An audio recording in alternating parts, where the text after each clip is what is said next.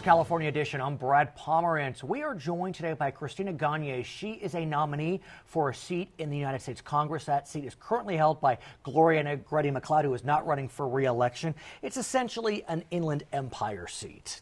Yes, that's Is that correct. fair? Yes. I want to speak with you about one of the issues that's most important in your campaign, and it dovetails into your professional life. You are the chief executive of Trail, which deals with technology and internet literacy. Talk to me about that and how that informs your campaign. Digital literacy is a very overlooked issue, and what that simply means is people knowing how to use the internet.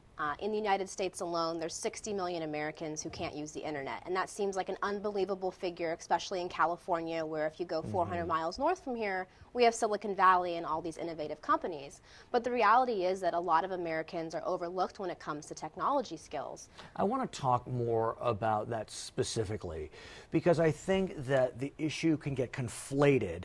On the one hand, you have the hardware you need to use the internet. On the other hand, there's questions of connectivity. In your research, in your expertise, where do we fall down? So it's both the hardware, sort of the, not to use an old kind of phrase around this, but the pipes, the lines. Right? Okay. So it's that base broadband connectivity. Oh, so it's connectivity. Yeah, okay. so it is connectivity. But then on top of that connectivity, I mean, once you bring broadband or other internet availability to a region, people still need to know how to use applications. Right. And so you can have the connectivity, you can have the devices, but if people don't know how to use the devices or use the web applications, you know, all that great technology and infrastructure investment is worthless. But do they even have the devices? I mean, I recently spoke with someone, for example, he was the superintendent of Coachella Valley Unified School District, east of Indio, a very poor community. He now has a one-on-one iPad program for 20,000 students. Yes, there's connectivity issues, but some of these homes don't even have computers. You know, so the iPads are the first thing that even the parents have seen.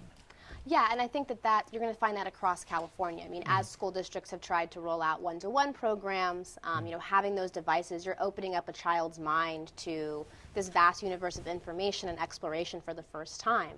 So part of it is the device, and part of it's knowing how to use the device. Even further, you know, once a child has this new opportunity, can they go home and get support? So do the parents know how to use the internet? Do the parents have the, you know, information they need to help that child succeed with that device?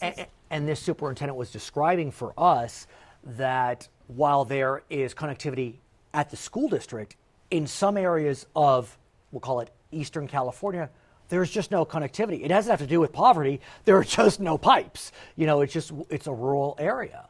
And so that presents challenges in itself. Yeah, through Trail, we have an application called Job Scout, and one of our challenges since we implemented it with the California State Library is you have some libraries, such as Los Angeles and other areas, that have wonderful high-speed internet. You go north and you have dial-up still. So you have a big challenge with you're building an application that you want everybody to be able to use. We work with first-time internet users, and so I don't want someone getting on our technology for the first time and thinking they broke it because it's not loading fast enough. And so you really have to think about when you're in a state like California, and then if you expand that to the United States, we're a huge country, we're a huge state. You know, how do you build programs and how do you implement things like a one-to-one laptop or iPad program in a way that, despite connectivity, it'll still work and help a student's education or help a family's education? So, you know, we're speaking very locally using Coachella Valley as an example, but if you should be successful in your election, you're now dealing with the entire United States of America. Yes. And so how does one, as a member of Congress, take the digital divide question to the next level? There's so many levels. Yes. So I think first, California is the only state that has a mandate for digital literacy, which was surprising to me moving into this space. Okay. I think we need And what does that mean, though? It has a mandate for digital literacy. It means the state has expressed through an executive order that there's a commitment to digital literacy in this state, and so whether it's through the state library system or schools or the Department of Technology in California, there's a commitment to getting people online and making sure once they're there they succeed, whether it's managing healthcare, managing the job search, managing finances, or even civic engagement. Sure. that people are able to use the internet in a way that enhances their life. Okay. On the national level, I think one thing we're missing, we have a broadband plan, the National Broadband Plan.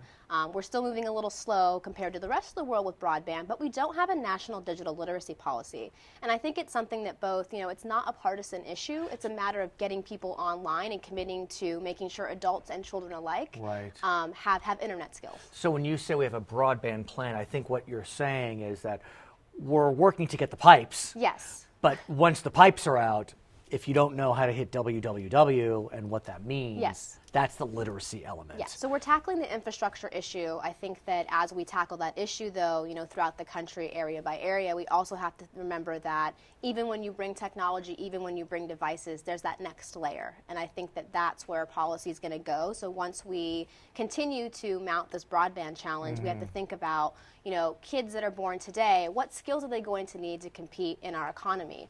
And even adults. I mean, we've seen a dramatic shift in the job market over the last, 15 years, and most recently since 2008. People are out of work that might have had a job for 20 years. Do they have access to skills training to know how to use the internet, to know how to take the newest jobs that require internet skills? My daughter's in 7th grade. At her school, they have a completely integrated iPad program. She's been at this school for a few months. The speed with which she can fly around that iPad is remarkable. She had not had an iPad before. She's teaching me, which begs the question. The students are so often so adept at technology. It's the teachers, the adults. We don't know how to use the technology.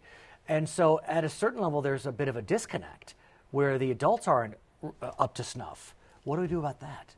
I think part of that is our local programs and public institutions having programs for adults. I mean, adult education has been one of the first things that has been cut, not just here in California with our budget problems, but also across the country. And so, 10 years ago, you might have been able to take a class in something to learn a new skill. Well, a lot of those courses have been cut, and even the community colleges have had trouble providing those courses. So I think it's important to provide adult education opportunities, but also to support our workforce development. San Bernardino County, which is where the district that I'm running for office is, they actually have very successful workforce development programs, but they have a very large population. I mean, we're one of the largest regions in the western United States. I think we are the largest region. The county, I know, is the largest geographic county in the lower 48. I know that to be true. So we have challenges that are unique just because of our size and serving so many people. And so we need to provide programs so that if someone is laid off or someone's a first-time job seeker, they know they can get the skills they need to take the jobs that are available today.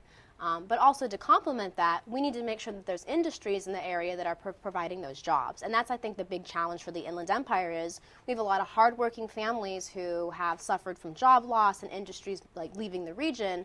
How do we bring new industries in? But further than that, if those new industries come in, they're going to want a skilled workforce. So how do we get there? And so let's talk about the IE. It's undeniable, like you said, the IE has struggled over the last few years. The jobless rate dropped even greater in the IE than it did throughout the state of California. Bouncing back a bit, but still challenging times. I mean, you'd be representing more Western IE, which is a little more well-heeled than Central and Eastern, but what do you hope to do for the IE as a member of Congress? I think the Inland Empire can be our next economic success story in California. I mean, we live in a state where whether you look at San Diego or Los Angeles or Silicon Valley, each one of these areas has found a niche. They found an industry that helps it grow and prosper. The Inland Empire has been a master of distribution and manufacturing, but as industry shifts, I mean, manufacturing is a great example.